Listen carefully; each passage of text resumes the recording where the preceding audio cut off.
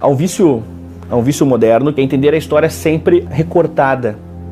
Aqui nós tivemos esse período que nasceu assim, reproduziu-se, etc. Sabe? Como se fosse a própria vida humana. Como se todas as pessoas do nada mudassem e fossem alteradas, porque um homem está escrevendo história e ele diz, a partir deste momento tudo mudou. Se ensina muitas vezes nas escolas que para aqui vieram bandidos, vieram atrás do ouro, que vieram matar os índios, e essa é uma irrealidade que é dita sobre a história do Brasil. E quem não entende isso, não entende exatamente a grandeza do Brasil. A gente tem uma característica moderna, afinal as grandes navegações são uma característica que pode ser considerada parte da modernidade. Só que se elas vêm de um intento medieval, que era o de espalhar a fé, você tem aí no mínimo, né, duas visões de mundo convivendo. Portugal chega aqui em 1500 com essa missão dúbia, a missão de transmitir a fé cristã e ao mesmo tempo, é claro, tornar rentável este afazer. Afinal, Portugal se transforma num estado moderno antes de qualquer outro estado, muito com o dinheiro das ordens religiosas, sobretudo a ordem de Cristo, herdeira até dos Templários. Às vezes eu escuto narrativas como, por exemplo, o Brasil passou a existir neste momento, ou neste, etc.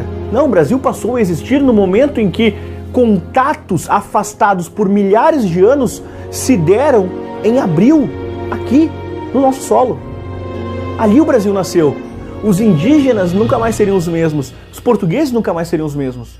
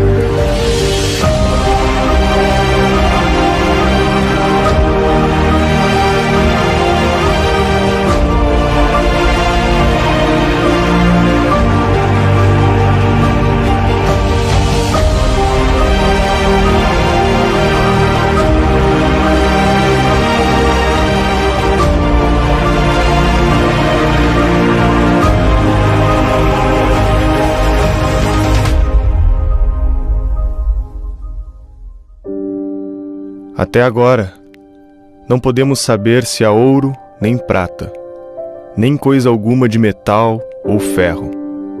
Porém, o melhor fruto que nela se pode fazer, me parece que será salvar essa gente. E esta deve ser a principal semente que Vossa Alteza nela deve lançar. Carta de Descobrimento do Brasil, Pero Vaz de Caminha. 22 de abril de 1500. Os portugueses pisavam na ilha de Vera Cruz, mas não seriam os primeiros. Se foi necessário tamanho esforço das navegações para atravessar o oceano, como outros povos vieram parar aqui? Aparentemente, toda a espécie humana tem uma ancestralidade em comum com o continente africano. Para descobrir o mundo, ou em busca de alimentos, pequenos grupos foram se dispersando para o norte da África. Os seres humanos exploravam e colonizavam o desconhecido, montanhas eram escaladas, rios e pântanos atravessados. A voz humana era desconhecida do restante do mundo, e não havia pegadas nossas em outros continentes. O homem nômade não tinha para onde voltar. Em cada região desconhecida, tínhamos que aprender a sobreviver no meio ambiente. Os seres humanos tiveram que encarar a última era do gelo. Nos adaptamos e nos tornamos mais preparados para sobreviver. Estávamos prestes a colonizar todo o globo. Das costas ao deserto, das montanhas às florestas. A chegada do ser humano nas Américas é sempre considerada um dos grandes mistérios da humanidade. A hipótese mais aceita é que durante a Era do Gelo, uma enorme quantidade de água ficou presa nas geleiras, gerando a queda do nível do mar e fazendo emergir uma ponte de terra que ligava os continentes. Desaparecia a última barreira da disseminação humana. É possível que os caçadores simplesmente tenham atravessado esse corredor à procura de animais, e quando descobriram o outro lado, decidiram ficar. A Idade do Gelo não duraria para sempre. Os mares que subiam sem aviso começaram a separar as Américas do restante do mundo. O único portão de entrada para as Américas sumiu coberto pelos mares. Quase todo o contato entre as Américas e o mundo foi interrompido por mais de 10 mil anos, até que as tribos americanas perdessem o conhecimento sobre suas origens. Mas as Américas não ficariam estagnadas. Os humanos rapidamente penetraram cada pedaço de terra habitável. Geração após geração, o homem saía da África à América e agora desbravava todo o vasto continente. A região está cheia de mensagens deixadas nas rochas. As cenas de caça e a incrível variedade de animais que andavam por aqui ficaram marcadas na história e seus rituais de sepultamento guardados no solo. Na região de Minas Gerais foi encontrado o fóssil batizado de Luzia, com mais de 10 mil anos. Esses milênios de separação criaram diferenças culturais, linguísticas e fenotípicas. Era o resultado do ser humano fazendo o que sabia fazer de melhor: se adaptar ao meio ambiente para sobreviver e evoluir. Agora, os europeus desembarcavam no Brasil e reencontrariam as tribos que aqui viviam. Apesar de terem a mesma origem ancestral, ficaram separados durante milênios. Esse era um reencontro que parecia um milagre da vida e da persistência de sobreviver.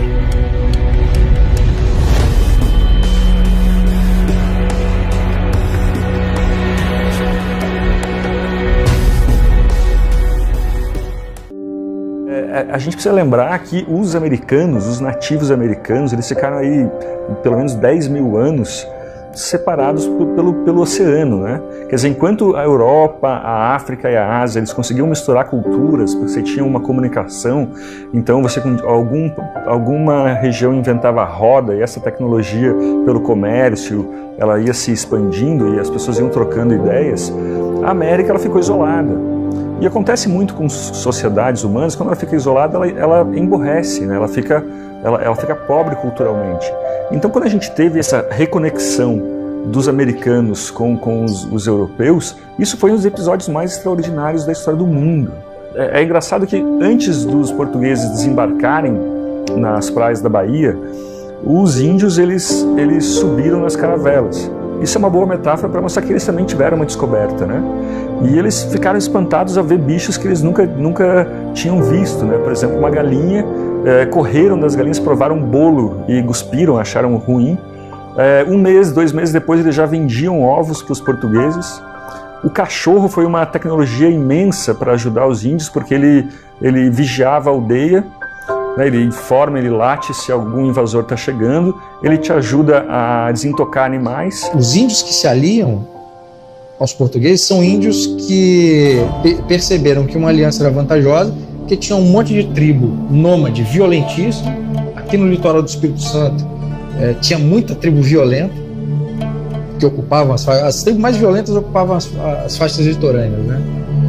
Acho que a mais violenta que tinha aqui eram os botocudos, e que atacavam essas tribos que eram tribos fixas, né? E essas tribos viram os portugueses como aliados contra esses índios que chegavam, escravizavam, matavam. E aí, como é que você explica essa história, né, para as pessoas depois de já ter toda uma história construída com base, os portugueses eram os malvados, que dizimaram as populações indígenas e tal. Essas tribos viviam em guerras permanentes e não se aceitavam umas das outras de maneira alguma. Então, se você for dizer que a propriedade deles, bom, em primeiro lugar, eles não tinham noção da propriedade da terra. Essa noção não existia. Se você não tinha sequer a noção da propriedade da terra individual, quanto mais ia ter da comunitária. Tá certo? A terra que eles ocupavam era uma extensão ilimitada. Que tamanho era a propriedade? Ela crescia dia a dia. Tá certo? Só que a do outro lado também estava crescendo. Então acabava sempre dando rolo. E aí a gente pensa assim, como é que eles conseguiram contato com os indígenas? Aí, é claro que não foi a coisa mais fácil do mundo, né? A Corte de Lisboa decidiu investir em proteger o Brasil da disputa de território. Seriam necessários navegadores dispostos a enfrentar os riscos de migrar para o Brasil e se adaptar à humildade de uma vida simples, ao convívio com os índios e empreender no instinto comercial da única coisa que a corte poderia oferecer em troca: explorar comercialmente o pau-brasil para tinturas. Os indígenas sabiam onde havia pau-brasil, eles sabiam onde tinham as madeiras, eles sabiam cortar as madeiras, sabiam transportá-las. Então eles davam isso tudo, e os portugueses eles davam coisas que para eles não eram importantes, para eles portugueses, né? Eram importantes para os indígenas. Do ponto de vista do indígena, aquela madeira não tinha esse valor todo. Tinha em todo canto aqui. Por que nossa, esse cara é maluco, né? Vem aqui que é árvore. Pra cabeça dele devia ser assim, entendeu? Então pro indígena era uma troca vantajosa. Ele ganha um espelho, ele entrega um pau, entendeu? Às vezes a gente é ingênuo e pensa assim, eles davam coisa que não prestava pra nada pros indígenas. Do ponto de vista econômico, aquilo era escasso, né, aqui. Era o que eles não tinham, eles queriam, enfim. Então aí eles conseguiam fazer essa relação. O Brasil por um tempo ficou assim. O Brasil era uma promessa, a Índia, uma realidade. Então perceba todas essas características. O Brasil ele nasce de um impulso ligado aí à expansão da fé e às rotas comerciais. A princípio, existem expedições de reconhecimento e locais nos quais já se estabeleciam alguns contatos comerciais. Depois, o povoamento. Vamos fincar raízes naquela terra. Um dos objetivos foi o fato de que a França estava de olho aqui, né? O pau-brasil foi perdendo importância no comércio e o Império Português não tinha finanças para povoar o Brasil. Para administrá-lo, utilizaram uma prática já testada por Portugal em outros territórios: dividir o local em determinadas áreas, onde cada uma delas receberia um capitão, com a missão de fundar vilas, distribuir terras a quem desejasse cultivá-las, construir engenhos e defender o território, podendo, em troca, explorá-lo comercialmente pagando 20% dos seus resultados à coroa. O português divide em 15 capitanias hereditárias do território brasileiro e cada uma teria um donatário, um capitão donatário. Donatário é aquele que recebe a doação. Então ele seria responsável por criar naquele local um povoado. Nesse sentido, as capitanias servem como um bom elemento simbólico, muitas vezes, para demonstrar o quê? Havia uma força de interesse econômico nessa movimentação que acompanhava, isso é importante dizer, não o objetivo de extrair riquezas, mas de manter riquezas. Percebam que a natureza das capitanias ela é oposta a uma ideia de ciclos econômicos, porque as capitanias buscavam ser meios de estabelecimento de pessoas aqui, protegendo fronteiras e etc. Ou seja, essas riquezas teriam que, por lógica, ficar aqui, claro que a partir de uma lógica da própria exploração, etc. Mas se eu exporto e fico rico, logo parte dessa riqueza fica aqui. A consequência dela, o resultado. Para o quanto a geografia brasileira foi determinante da história do Brasil. Olha o quanto esse vasto litoral a ser defendido e protegido, a vastidão do território, a necessidade de povoamento, foi determinante da história do Brasil. Isso é tudo relação de produção. A ideia de colônia, por exemplo, não remete exclusivamente a um processo predatório. A etimologia de colônia não significa depredação, ciclos. Longe disso. Colônia significa, dentro de suas aplicações, inclusive povoamento, que é um processo que o Brasil viveu. Os brasileiros até o século XIX não se chamavam colônias, se diziam portugueses nascidos no Brasil, em conformidade com os estatutos jurídicos de Portugal. Eram tão portugueses quanto os nascidos em Lisboa, e titulares dos mesmos direitos.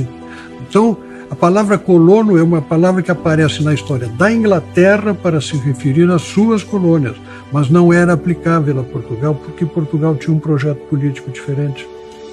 E agora eu vou destacar uma coisa, que o grande orgulho dos americanos é a democracia liberal. A primeira eleição das Américas foi em São Vicente, na Vila de São Vicente. Por quê? Para eleger os homens bons. Então foi a primeira eleição, foi o primeiro, digamos, elemento democrático das Américas, e aí? Então, Portugal é até considerado, o modo medieval de Portugal se organizar é diferente do feudal que a gente aprende na escola, que aquele modo feudal é mais característico da França. Portugal se organizava mais por essas vilas e já com eleições, deixando o quê? Para o poder central decidir pouquíssimas coisas. As pessoas decidiam seus problemas localmente. Então o Brasil parece que começa sabendo lidar com as questões, né? Localmente as pessoas vão discutir os seus problemas e decidir as suas coisas. Então toda a atividade de governo efetivamente era resolvida e decidida pelos moradores de cada vila, que eram eleitos. As eleições funcionavam como um relógio. Então você tem eleições em São Vicente desde 1532, em Olinda desde 1541, Salvador desde 1549, São Paulo desde 1554, Rio de Janeiro desde 1565 e assim vai. E isso é uma base que nenhum país europeu, por causa dos direitos feudais, teve, e que apenas, vamos dizer assim, os Estados Unidos na América tiveram um governo local dessa importância.